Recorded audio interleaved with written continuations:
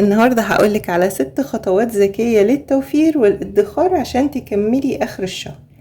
أعمل إيه لما الفلوس تخلص قبل الشهر ما يخلص؟ بصراحة أنا دلوقتي في آخر الشهر وزنقة آخر الشهر والفلوس خلاص خلصت والمحفظة فاضية، وكل مرة بسأل نفسي أعمل إيه لما الفلوس تخلص قبل الشهر ما يخلص. النهاردة هقولك على أسرار حصرية وخطوات ذكية تساعدنا نكمل باقي الشهر من غير ما نحس بالضغط. لو أول مرة بتشوفيني فأنا أمنية علي ودي قناتي، ما تنسيش اللايك والشير والاشتراك في القناة، وفضلا وليس أمرا اللايك، لأن اللايك ده اللي بيرفع الفيديو ويخليه يوصل لأكبر عدد من الناس عشان الكل يستفيد. يلا بينا نبدأ. أول خطوة الميزانية والتحكم في المصروف.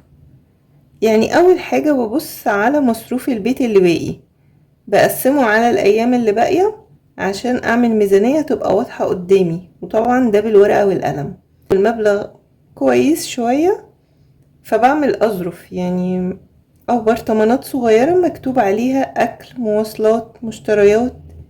ده بيساعدني حتى لو اللي باقي أيام وباقي معايا مبلغ، يبقى لازم تنظيم الميزانية، وده بيساعدني بقى في توفير الميزانية من غير ما اتلخبط.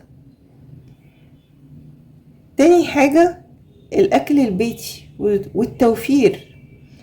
يعني آخر الشهر مش وقت التجارب خالص ان انا اعمل أكلة جديدة ووصفة جديدة والحاجات دي، لا، انا بعمل منيو أكلات اقتصادي من الحاجات اللي عندي. يعني بفتح الفريزر والتلاجة واشوف دواليب المطبخ والدربو واكتب قائمة بكل اللي موجود عندي واطلع منه منيو أكلات. لقيت مثلا عندي عدس، عندي بطاطس، عندي عدس بجبة، عدس اصفر، مكرونة، بيض، بتنجان، فول مدشوش، فول مدمس، شوية لوبيا، شوية ملوخية. هعرف من الحاجات دي اعمل منيو اكلات، وكل ما اعمل منيو اكلات من اللي موجود عندي ده احسن طبعا. ان انا كمان لو معايا مبلغ صغير جدا ده هيوفر لي للشهر اللي جاي، هرحله. مش معنى ان انا هوفر لو معايا مثلا 300 جنيه مثلا هيكفوني المفروض لاخر الشهر من غير اللي عندي في التلاجة. لقيت عندي في التلاجة خلاص كأني اشتريتهم، هرحل الفلوس دي على اللي جاي، لانه طبعا انا دخلي ثابت ومصاريفي هي اللي بتتغير، فلازم حتى من الزنقة استفيد منها، حتى من ضغط اخر الشهر استفيد منه. لو وفرت 100 جنيه ان انا طلعت الحاجة اللي في الفريزر وعملتها، ومن مثلا 200 300 جنيه اللي باقيين معايا وفرت 100، مش هصرفها بقى على حلويات وخروجه وكده، لا، يعني هشوف اللي حصل معايا الشهر ده درس اتعلم منه، لا هرحلها على الشهر اللي جاي، يبقى توفر معايا للشهر اللي جاي. لما اعمل اكلات اقتصادية غير مكلفة زي العدس والبطاطس والمكرونة والبيض، وافتح الفريزر اشوف ايه باقي واركب منه وصفات، ده بيوفر كتير جدا ان انا اعمل منيو من الحاجات اللي موجودة عندي في البيت. ما نزلتش اشتري، استغليت كل حاجة عندي في البيت. ده اسمه توفير التوفير، ودي طوارئ الفريزر اللي بنتكلم عنها. اي دعبسي بقى اي حاجة عندك في الفريزر، في التلاجة، في الدربو، كل حاجة لازم تستفيدي منها. انت عارفة لو شوية فول مدشوش اعملي بصورة وعدي يوم. عندك طبق فول، كيس فول مدمس في الفريزر، طلعيه واقسميه على الفطار والعشاء، عديتي يوم من شوية فول. مش وقت بقى، يعني بما اننا في ضغط اخر الشهر وفي زنقة اخر الشهر، مش وقت بقى لحمة وفراخ والحاجات دي. اهم حاجة لازم نطلع منها الشهر ده ان ما نطلعش مديونة لسوبر ماركت ولا المحل خضار او كده، ولا سالفة فلوس. انا عايزاكي كمان تطلعي من الزنقة، لو تقدري توفري من الزنقة وفري. معاكي 200 300 جنيه لقيتي عندك في التلاجة حاجة، وفري. الخطوة الثالثة عادات يومية ذكية. من العادات المهمة ان اقلل في الكماليات. يعني مش كل يوم بقى عشان احنا في الاجازة والخروجات وكده، مش كل يوم خروج. مش لازم الخروجة تبقى من اول اليوم. يعني لو ما هو الولاد لازم، يعني انا مش بقول نضغطهم او كده، بس احنا نحاول نقلل، نلجأ بقى للخروجات الاقتصادية الغير مكلفة، ناخد العصير معانا والمية والحاجة الحلوة. لو هنعمل مثلا سندوتشات ناخد السندوتشات معانا، عندنا مثلا بسكوت في البيت او عندنا كيكة، ناخد الحاجات دي معانا في البيت، او شوية فشار فنكوش، الحاجات دي. وابقى مفهمة ولادي ان احنا النهاردة مش هنشتري حاجة، قصاد ان احنا هنخرج، عشان ما لازم يعني لازم، مش بقول نشيلهم الهم معانا، بس لازم نعودهم من وهو صغيرين يتحملوا معانا في مسؤولية البيت. لازم يعرفوا ان الميزانية مش تمام، فلازم عشان ما نطلعش يقولوا لي عايزين وعايزين وعايزين، واضطر اجيب من اللي هي الفلوس اللي باقيه للاكل اصرفها في الفسحه، ما ينفعش طبعا. فلازم يبقوا عارفين، اشركهم معايا، ده هيساعدني.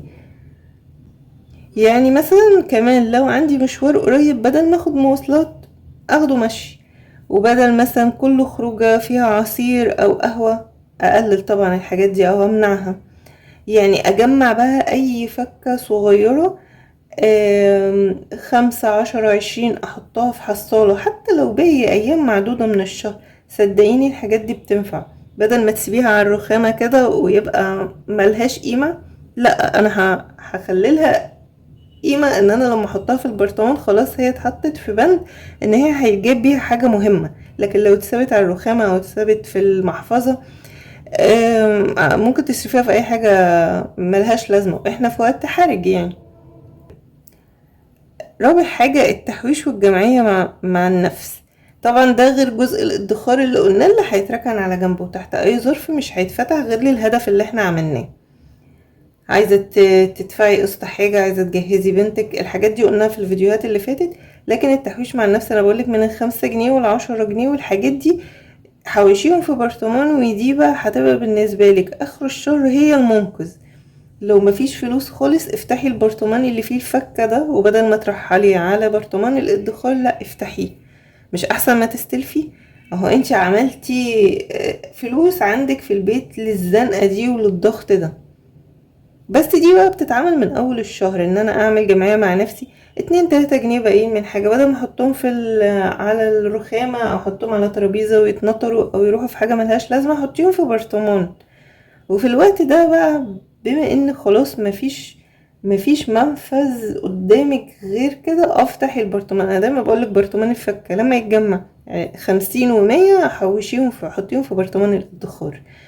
لا، في الوقت ده بما ان خلاص في ضغط جامد عليكي، لا افتحي، وده مكافأة ليكي، مكافأة انقاذ. خامس خطوة، حاجات بتخلص مصروف البيت. في فعلا حاجات بتخلص مصروف البيت بسرعة من غير ما ناخد بالنا، زي مثلا طلب الاكل الجاهز، ومشاوير من غير خطة، والشراء العشوائي، وكماليات مش اساسية. لو ركزنا على الحاجات دي هنلاقي فرق كبير جدا في المصروف، ولازم ناخد بالنا من بداية الشهر الجديد من الحاجات اللي بتخلص مصروف البيت. يعني لو انا الشهر ده طلبت 3 4 مرات اكل جاهز، لا الشهر الجاي بقى اخد بالي. لو كل مشاويري من غير خطة، بنزل اشتري حاجات ملهاش لازمة، والشراء العشوائي لا انزل بمنيو، اعمل منيو الاكلات اللي انا هعملها، وانزل بليست الطلبات، اشوف ايه اللي موجود عندي اكمل عليه، وايه اللي مش موجود اشتريه. يعني انزل معايا خطة شراء، دي مهمة جدا وبتوفر جدا جدا جدا. ان انا اجيب كماليات مش اساسية، حاجات بقى ملهاش لازمة، وافرق بين الحاجة اللي انا محتاجاها واللي انا عاوزاها. قلنا كتير الحاجة اللي انا محتاجاها ان انا لو قعدت افكر فيها من هنا لبكرة اخدها ولا لا، او اشتريها ولا لا، هقول اشتريها، انا فعلا محتاجاها. لكن اللي انا عاوزاها لو قعدت افكر بس 10 دقايق، هقول ممكن تتأجل الاسبوع الجاي، للشهر اللي جاي، دي انا ممكن استغنى عنها. سادس خطوة التشجيع والتحفيز. انا عارفة ان اخر الشهر صعب، بس بخطوات ذكية وعادات بسيطة تقدري تكملي الشهر. المهم نسأل نفسنا بقى اول الشهر ده التشجيع والتحفيز. اسأل نفسي ازاي احوش الاول، ليه حصلت معايا زنقة اخر الشهر اللي فات، ولازم امسك ورقة وقلم كده واشوف انا ايه الغلطات اللي عملتها عشان ما اعملهاش الشهر اللي جاي. ولازم افكر ازاي احوش فلوس، وازاي اظبط ميزانيتي، وازاي اوفر في مصروف البيت. صدقيني لو عملتي الخطوات دي هتعمري بيتك بالخير، وربنا يبارك في كل جنيه. يبقى لو عايزة تكملي الشهر من غير زنقة، جربي الأفكار اللي قلتلك عليها دي، وصدقيني اي مبلغ تعرفي توفري حتى لو انتي تحت ضغط، اي مبلغ تعرفي توفريه في اخر الشهر ده هيكون داعم ليكي للشهر اللي جاي. نهاية اخر الشهر ده يعني حجر اساس لنجاح الشهر الجديد، كله بالورقة والقلم. حاولي حتى لو انضغطتي اخر الشهر ما تطلعيش لا مديونة سالفة فلوس، ولا مديونة السوبر ماركت، ولا بتاع خضار. مشي نفسك باللي عندك، افتحي تلاجتك وشوفي ايه اللي موجود واعملي منيو اكلات واصرفي على القد. تعالي على نفسك الكام يوم اللي باقيين في الشهر ده عشان ميزانيتك الشهر اللي جاي تبقى مظبوطة. واي جنيه توفريه ما تروحيش بقى تصرفيه في حاجة ملهاش لازمة، لا، يتحط كأساس للشهر اللي جاي. هيوفر معاكي لو 100 جنيه لو 200 جنيه هتوفر معاكي حتى لو في زنقة.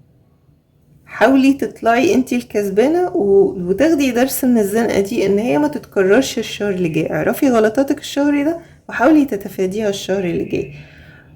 قولولي رأيكم في التعليقات، وايه اكتر حاجة بتساعدكم في اخر الشهر، ايه هي العادات اللي فرقت معاكم. وما تنسوش اللايك والشير والاشتراك في القناة وتفعلوا الجرس على الكل عشان يوصلكم كل جديد.